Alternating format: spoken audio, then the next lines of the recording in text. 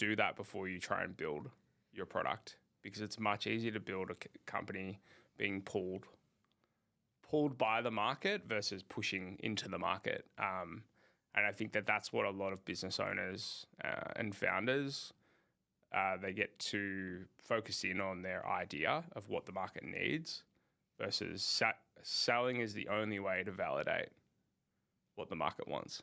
And I think as well, I mean, someone who's come into this space, having been in different industries, that was like a huge challenge, because I feel like there's such an art to selling, and I believe it's like a skill that you can learn.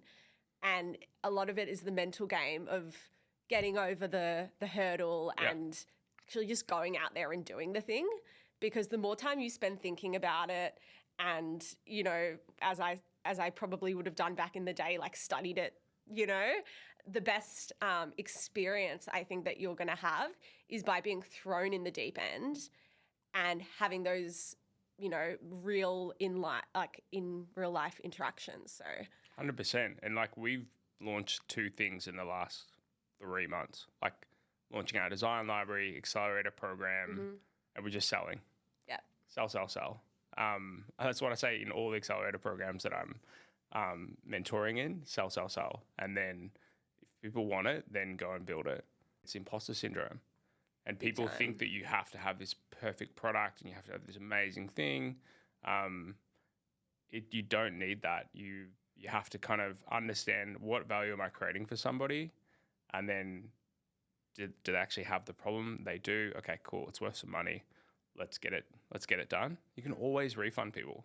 I think that's what people found, early stage founders, they don't understand. You can always refund somebody. I think as well, I mean, this is something that I've kind of learnt from you and from a bunch of other online people, is no doesn't necessarily mean no as well. Like, obviously there's a point at which you have to stop harassing someone if they don't want to, you know, have your product or your service. But I truly believe that sometimes there's ways around it, and you just have to get creative.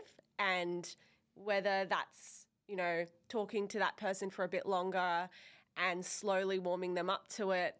Yeah, an immediate no doesn't mean that it's shut off forever. And yeah, just to not let that deter you as well, because you are probably going to get way more objections than you are people who are wanting to engage with you.